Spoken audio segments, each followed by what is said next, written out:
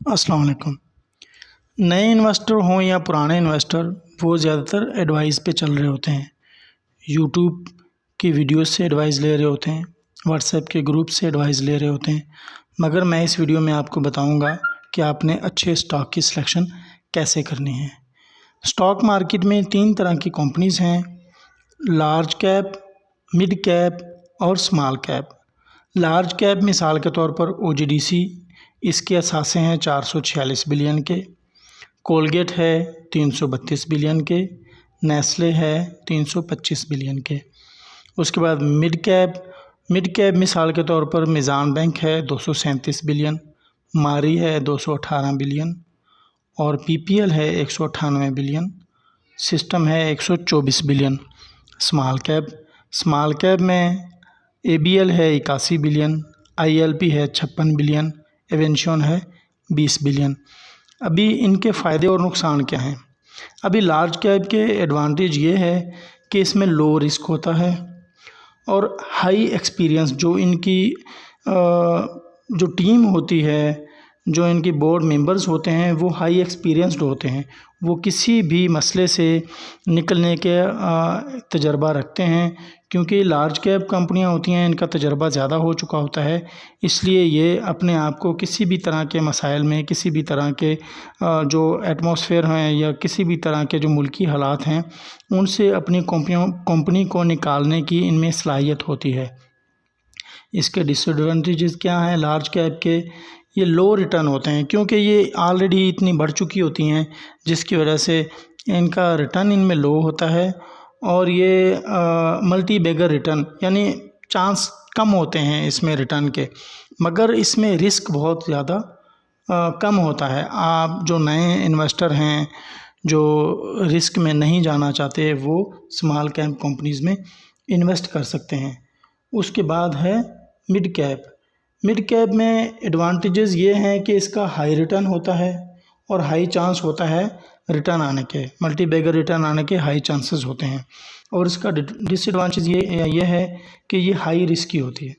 High risky किस वजह से होती है? क्योंकि ये अभी तरक्की कर रही होती है, ये अपने छोटे छोटे स्टेप ले रही होती है अपने आप को लार्ज कैप में लाने के लिए, अपने जो कारोबार है उसको बढ़ाने के लिए, अपना जो बिज़नेस है उसको एक्सपेंड कर रहे होते हैं, जिस वजह से ये स्टेप ले रहे होते हैं। कोई एक छोटा सा स्टेप गलत हुआ तो ये कंपनीज़ यानी इनमें रिस्क ज़्यादा हो जाता है। उसके बाद है small cap companies. Small cap companies में हाई ग्रोथ और अपॉर्चुनिटी होती है। क्या इसमें इसके शेयर बढ़ने के बहुत ज़्यादा चांसेस होते हैं, क्योंकि ये अभी शुरू कर रहे होते हैं अपने बिज़नेस को। ये भी बहुत ज़्यादा रिस्क ले रहे होते हैं अपने बिज़नेस को ग्रोथ देने के लिए। और उसके अलावा इसमें चांस बहुत ज़्यादा होते हैं शेयर प्राइस के बढ़ने के। और इसके डिसएडवांटेज क्या है? वही पहले की तरह कि इसमें वेरी हाई रिस्की है, ये बहुत ज़्यादा रिस्की होता है। जो स्मॉल कैप होता है, जो मिड कैप होता है, वो हाई रिस्की होता है, मगर ये वेरी हाई रिस्की होता है।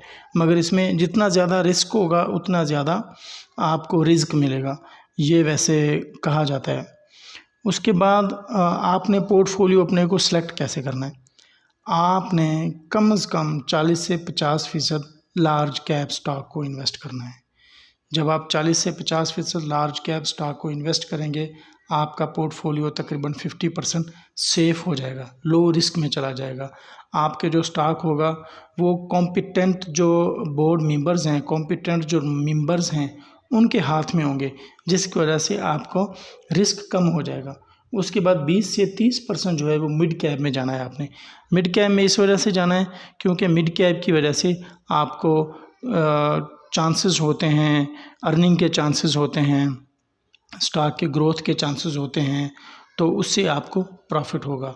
उसके बाद स्मॉल कैप में आपने 10 से 20% जो अपनी इन्वेस्टमेंट है वो स्मॉल कैप में रखनी है। स्मॉल कैप में कम इस वजह से क्योंकि ये हाई रिस्की होता है। हाई रिस्की जब ये किसी भी वजह से कंपनी को अगर कोई मसले मसाइल आते हैं, स्टेप लेने में कोई मुश्किलात आ रही हैं, कोई उनके साथ मुल्क के हालात कोई ठीक नहीं रहे, तो जब रिस्क होगा वो आपका कम हो जाएगा, जिसकी वजह से आपका पोर्टफोलियो सेफ़ रहेगा। उसके बाद आपने ये कंपनियों के सिलेक्शन तो कर ली, अभी उसके बाद आ जाते हैं कि आपने इन कंपनीज़ के फंडामेंटल देखने हैं। कंपनीज़ के फंडामेंटल में आपने क्या देखनी है, आरओई आपने देखनी है। आरओई कम से कम 15% होनी चाहिए, 15% तक आरओई होनी चाहिए। उसके बाद डेट टू इक्विटी रेशो 1% तक होना चाहिए, जो कर्जा है कंपनी के ऊपर। चाहे आप स्मॉल कैप में हैं, मिड कैप में हैं, लार्ज कैप में हैं, ज़ाहिर बात है आपने फंडामेंटल तो देखने हैं। एक एक फंडामेंटल का अगर बताएं तो वीडियो बहुत ज़्यादा बड़ी हो जाएगी, और इस फंडामेंटल है भी वैसे बहुत ज़्यादा, इतने ज़्यादा देखने की भी ज़रूरत नहीं होती।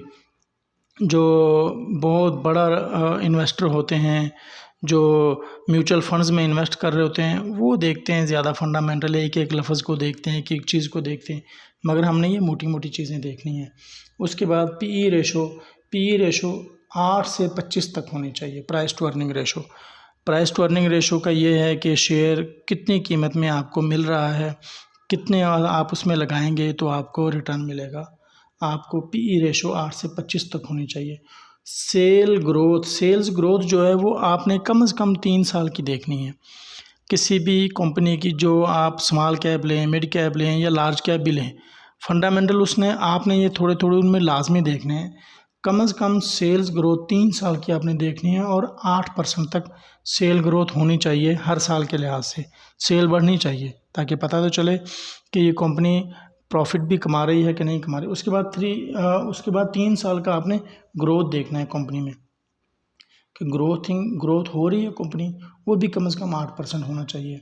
उसके बाद प्रॉफिट ग्रोथ देखना है आपने, प्रॉफिट ग्रोथ भी 8% तक होना चाहिए। ये चीज़ें आपने देखनी हैं। उसके बाद आपने स्टॉक को सिलेक्ट करना है। इस तरह इंशाल्लाह आपका जो पोर्टफोलियो होगा वो सेफ़ रहेगा।